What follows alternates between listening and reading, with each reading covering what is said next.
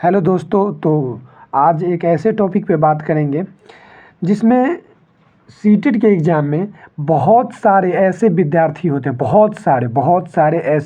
होते हैं जो सीटेट के पेपर में 1 या 2 नंबर से उनका सीटेट का पेपर चूक जाता है, मतलब नहीं निकल पाता है।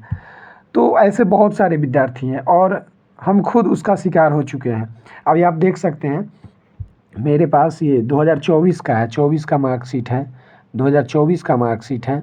और देखिए 79 नंबर, 3-4 नंबर से छूट गया था, ठीक है। और अभी अभी बता रहे हैं 2026 का, अभी देखिए 2026 का 108 नंबर से क्वालिफाई किए हैं। तो मतलब बहुत सारे, मैंने भी मतलब शिकार हो गया इसका 1-2 नंबर से। उसका कारण क्या था और क्या गलती होता है स्टूडेंट से, वो हम बता रहे हैं। और क्या करना चाहिए कि एक बार में सीटेट निकल जाए, जो विद्यार्थी न्यू है। और जो विद्यार्थी का 1 या 2 नंबर से छूट जाता है वो क्या करे। तो जिन विद्यार्थी का सीटेट 1 या 2 नंबर से नहीं निकल पाता, उसके लिए 5 स्टेप जो है वो फॉलो करना होगा और आपका आसानी से सीटेट क्लियर होगा। पहली बात, जिसका इस बार 1 या 2 नंबर से जिसका सीटेट छूट गया है ना, अगर वो अच्छे से मेहनत किए होंगे तो पेपर देने के बाद आपको पता लग गया होगा, या फिर रिजल्ट आने के बाद पता लग गया होगा आपका वीक सब्जेक्ट क्या है। अगर आप 1-2 नंबर से फेल हो चुके हैं, आपका वीक सब्जेक्ट कोई है, तो उसको अच्छे से फिर से पढ़िए और रिवीजन कीजिए। ठीक है, रिवीजन कीजिए, अच्छे से पढ़िए, टेस्ट मारिए, उससे हो जाएगा। या फिर आप फिर से शुरू से, अगर आपके पास अभी बहुत टाइम है, लगभग सीटेट के एग्ज़ाम के लिए 2 महीना और अच्छे से पढ़ लेते हैं तो सीटेट एग्ज़ाम क्लियर हो जाएगा। ध्यान से मेरी बात को समझिएगा। 5 स्टेप क्या है। पहली बात तो ये है कि आप सिलेबस को कंप्लीट कीजिए, चाहे आपका वो पेपर 1 हो या फिर आपका पेपर 2 है। सिलेबस को आप अच्छे से कंप्लीट कीजिए, ठीक है। जितना हो सके अच्छे से कंप्लीट कीजिए। कोई बैच से कंप्लीट कीजिए या फिर अपने सेल्फ स्टडी से कंप्लीट कीजिए, लेकिन कंप्लीट कीजिए, ठीक है। पेपर 1 हो या पेपर 2 हो, कंप्लीट सिलेबस करने के बाद आप PYQ बहुत इंपॉर्टेंट होता है, आप PYQ ज़रूर से ज़रूर लगाइए। अभी जैसे हम भी PYQ लगाते थे, किरण पब्लिकेशन का बुक आता है PYQ, 2024 में ही लिए थे, बट उस टाइम पे अच्छा से नहीं लगा पाए थे। इस टाइम पे अच्छा से लगाए हैं तो मेरा सीटेट क्लियर हो गया। तो आप किरण पब्लिकेशन का एक बुक ले सकते हैं, उससे PYQ लगा सकते हैं। और सेट जो होता है, लोग कहते हैं सेट लगाने के लिए, आप सेट PYQ नहीं लगाइए। जैसे कोई किसी साल का पेपर उठाइए, उसमें आप क्वेश्चन बनाइए, पहले तो सिलेबस कंप्लीट कीजिए, उसके बाद PYQ लगाइएगा, तब समझ में आएगा, ठीक है।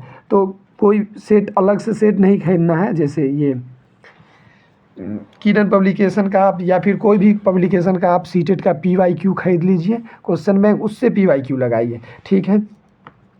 उसके बाद रिवीजन कीजिए, जितना आप पढ़ रहे हैं ना उसको रिवीजन कीजिए। सीटेट एक ऐसा एग्ज़ाम है जिसमें आप अगर समझ नहीं पा रहे हैं तो सीटेट नहीं निकल पाएगा। किसी भी चीज़ को, किसी भी सिलेबस को, किसी भी टॉपिक को आप अच्छे से समझिए, उसके बाद उसको रिवीजन कीजिए, फिर PYQ लगाइए, ठीक है। उसके बाद जो आपका वीक सब्जेक्ट है उसको आप बहुत अच्छे से पढ़िए, बहुत अच्छे से। उसमें जिस टॉपिक पे, उस सब्जेक्ट में जिस टॉपिक पे आपको कठिन हो रहा है, मतलब कठिन लग रहा है, उसको आप अच्छे से समझिए, बहुत अच्छे से समझिए, ठीक है। उसके बाद कठिन वर्ड, सीटेट के एग्ज़ाम में वर्ड बहुत इंपॉर्टेंट होता है वर्ड।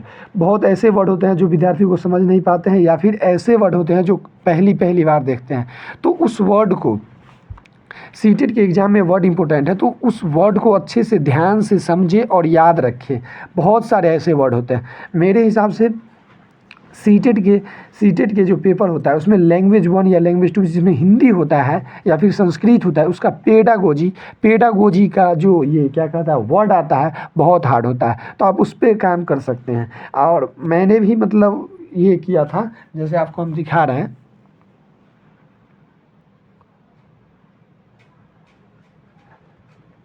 मेरा लैंग्वेज 1 में 12 नंबर था, तो सोच लीजिए हिंदी में 12 नंबर ही कैसे आया, जबकि 15 नंबर गद्यांश पद्यांश रहता है। तो आप समझ सकते हैं मेरा कितना ज़्यादा वीक था हिंदी। तो और उसके बाद ये 2026 में मैंने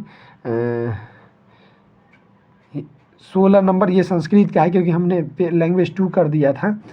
हिंदी को, तो हिंदी में आ गया मेरा लैंग्वेज 2 में 24 नंबर। तो कैसे मतलब वहाँ से 12 नंबर से 24 पे आ गए? तो उसका कारण क्या था कि जितना भी PYQ था ना, PYQ हम बहुत अच्छे से समझे थे। कठिन कठिन शब्द जितना भी कठिन शब्द था, सबको मैंने एक कॉपी में लिख के रखे थे। मतलब ये जैसे कोई भी वाक्य विन्यास हुआ, बहुत बहुत शब्द है, तो उसको हम एक एक कॉपी में लिखे थे, और कॉपी में लिखने के बाद उसको रोज़ रिवीजन करते थे। जब याद होने लगा जैसे, तब 2-4 दिन पे रिवीजन करते थे, बट हर रोज़ उसको देखते ही थे एक बार ना एक बार। ठीक है, तो आप इस तरीके से आप आराम से पास कर जाइएगा। पहले तो आप सिलेबस कंप्लीट कीजिए। जिसका सिलेबस कंप्लीट है वो यहाँ से स्टार्ट कर सकते हैं। जिसका जैसे इस बार सिलेबस कंप्लीट अच्छा से है, एक एक टॉपिक को समझ के है, तो PYQ लगाना स्टार्ट कीजिए। हर रोज़ PYQ लगाइए। ठीक है, हर रोज़ PYQ लगाइए। कोई भी बुक खरीद के उसके बाद रिवीजन कीजिए, हर रोज़ रिवीजन कीजिए। PYQ में जो क्वेश्चन में परेशानी होती है उसको एक पेज में लिख लीजिए। पेज में लिखने के बाद आप उसको हर रोज़ रिवीजन कीजिए। ठीक है, और जो कंप्लीट सिलेबस है उसमें से भी रिवीजन कीजिए, और PYQ में जो कठिन शब्द आता है उसमें रिवीजन कीजिए। उसका अच्छा से रिवीजन कीजिए, आपका एग्ज़ाम क्लियर होगा। तो मिलते हैं नेक्स्ट वीडियो में। नेक्स्ट वीडियो आएगा शायद कहाँ से पढ़ना चाहिए, पेपर 1 या पेपर 2, किस यूट्यूब चैनल से।